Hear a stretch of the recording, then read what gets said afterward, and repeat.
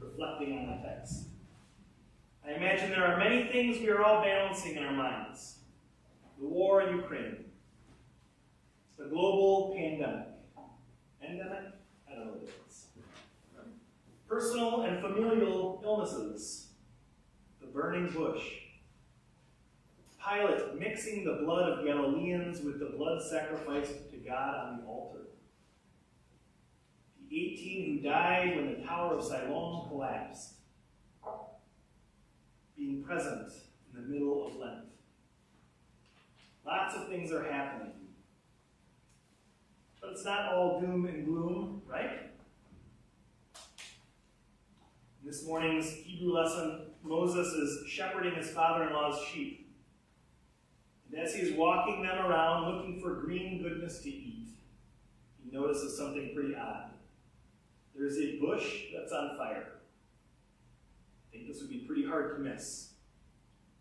I'm not sure if things were green and lush or dry and brown, but the text doesn't mention that this bush was lighting other things on fire. In fact, Moses notices that although the bush is on fire, it isn't being consumed. The carbon isn't fueling the flames. Something mysterious is going on. In some ways, Moses just stumbles upon the situation, and yet it took some curiosity to assess the scenario. And God recognizes his curiosity and speaks to him from within the burning bush. Before God gives him the very important message, he asks Moses to take a deep breath and to recognize the importance of the conversation. God asks Moses to remove his shoes because of the sacred conversation that is about to take place. And then God says, Moses, I see how my people have been suffering under those oppressing them. And I'm going to lead those suffering away from the Egyptians and into a land where they can thrive. I'm going to have you lead them on my behalf. But why was it important for God to tell Moses to take off his shoes?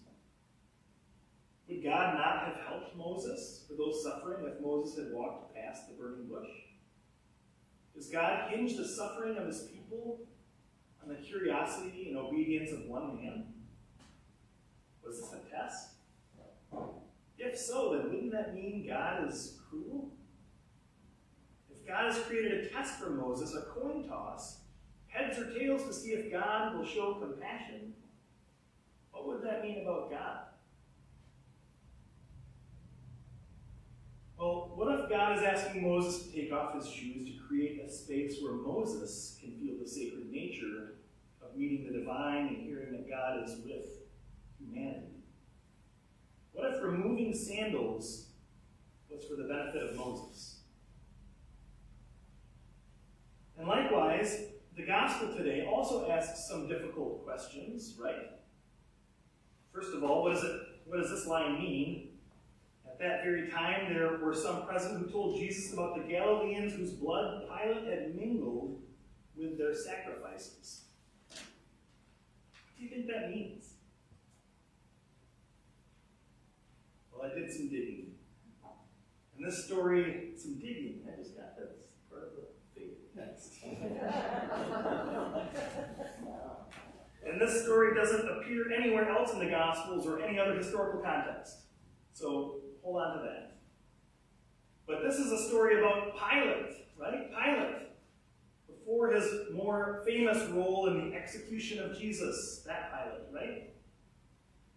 It's well known that the Romans have persecuted and punished the Jewish people, and that they did it in the most cruel ways possible. So this story represents Pilate, the person in power, taking something that is so sacred and holy, the Jewish altar sacrifices, and he mixes the blood of those being persecuted in this ritual. Taking something that is very precious to the Jewish people and defiling it in order to bring as much pain and suffering as possible. To desecrate the very essence of what it meant to be God's chosen people. That's terrible, right? That's terrible. And this isn't news, is it? Right? I don't know if you know the story. Antiochus IV, did this too when he sacrificed a pig on the temple altar 200 years before Jesus was born. He sacrificed a pig on the altar. And the Nazis found every way possible to dehumanize and inflict as much suffering as possible on the Jewish people. It seems to be a formula that repeats itself in the cruelest acts that humans carry out. It is the worst of the worst. But Jesus seems to be answering a question about the why. Why would Pilate do this to these people? Those bringing it up seem to be implying that it may be because of their sin that those things happened. Likewise, apparently 18 people died when the Tower of Siloam fell down. I'm sure that was big news in Siloam when that happened. Jesus seems to make it clear that these things, the victims of a tyrant and the random deaths of innocent people, have nothing to do with their behavior. Nothing. Let's not put the guilt on the victims or on the divine. Tyrants do terrible things. Accidents happen. Life happens. Death happens. But his response is wonderful, I think. He tells a story about a fig tree. Now, maybe you have to look at your bulletins. Who are the characters in this story? This is not rhetorical. Let's list them. Who are the characters? Or what are the characters? Maybe is better. The man. Man, like the landowner? Yep. Okay. The gardener. Gardener. Okay. God. God, maybe? Yeah. Who else? What else? What's the cover of the bulletin? Fig tree? Right? Fig tree, maybe? Maybe the soil? Right? Anything else? I think that those are the ones that I noticed. What was that? Manure. Manure? Okay. That's great. I've got some ideas about who the manure is. Okay, well, who do you suppose these characters represent? I think Don was onto something, right? Is maybe one of these characters supposed to be the divine? If so, which one? Right? Is God the gardener? Is God the landowner? Is the reader the fig tree? Or perhaps the reader is the gardener? Who or what is the soil? And who's the manure? Depending upon where you are in life. Maybe. One of each. Maybe all of them, right? Right. So I actually think this can be pretty tricky. Oftentimes, God is the gardener in Jesus' stories, right? Or God is the landowner or king in some of the Gospels. It can really trip us up if we mix up the stories, all of the stories, into some kind of gospel soup, right? Maybe we can sort some of these things out, though. Fig trees, maybe all fruit trees, I don't know. Fig trees take 3 to 4 years to start bearing fruit. I didn't know that. I had to look it up. 3 to 4 years.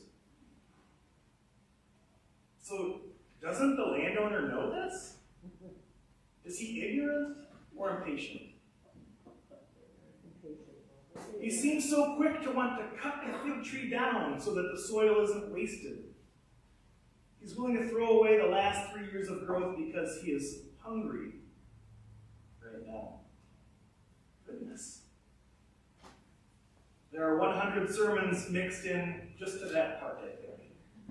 We learn plenty about what kind of landowner we have in this story. He's not the hero. Not painted in a positive light, I don't think. If this character is supposed to represent God,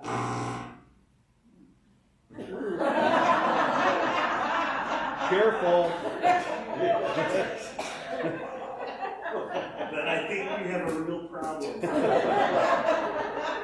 If this is the case, I think God and Pilate have very similar qualities. And I love the response of the gardener. He doesn't go directly at the landowner. He approaches the conversation from a positive aspect. he goes around the bush a bit, either around the burning bush or the unfruitful fig tree, that is. He says, hey, let's give it another year. I'll dig around it and add some manure.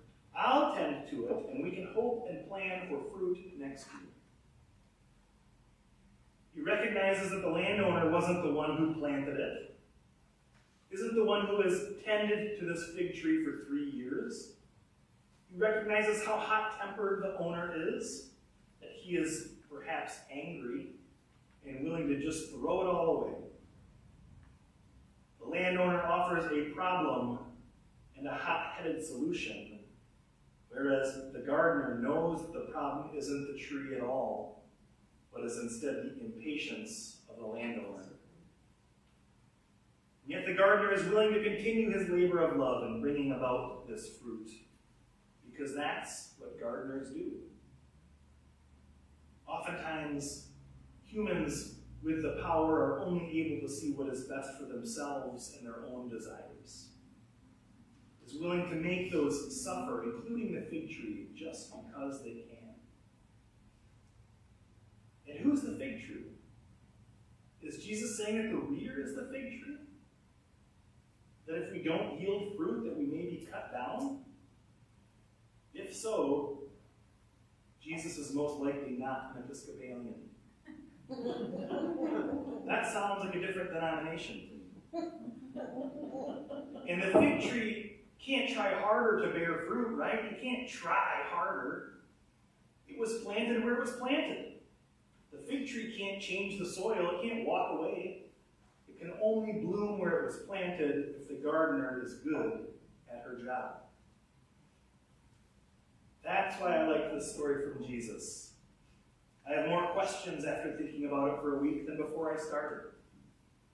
I'm not satisfied with the characters or the trajectory of my thought process. I'm wrestling with the text.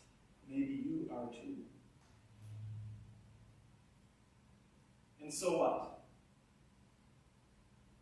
This isn't groundbreaking news. Those in power have subjected those without power to extreme suffering throughout history. Victims have very little control over their circumstances. Many things are out of our control. War is bad. Tyrants are evil. Global pandemics cause great suffering. Life can be very hard.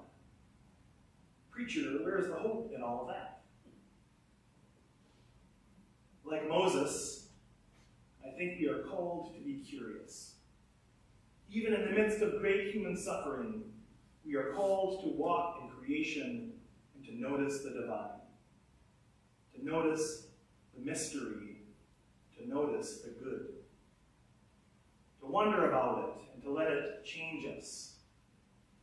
God calls Moses to action, to lead those who suffer out of slavery and bondage, to be an instrument for the divine. This is how the creator of the universe handles suffering. She calls humanity to rise up and make things better. Similarly, the gardener is called to make things better. Identifies areas that he can use his power to alleviate the potential suffering and oppression, to make space for the fig tree to bear fruit, to make space for goodness. And the fig tree is to do what it was meant to do, to grow. Perhaps bear fruit. Maybe create shade. Make oxygen. St. Philip's, you are invited to be curious, invited to lead others to safety and freedom, invited to be good news gardeners, invited to take all the manure that seems to be near us, to let God turn it into fruit, invited to bear fruit when it is time. So may your Lent be filled with contemplation and wrestling, so that together, with God's help, we can alleviate the suffering of those in harm's way.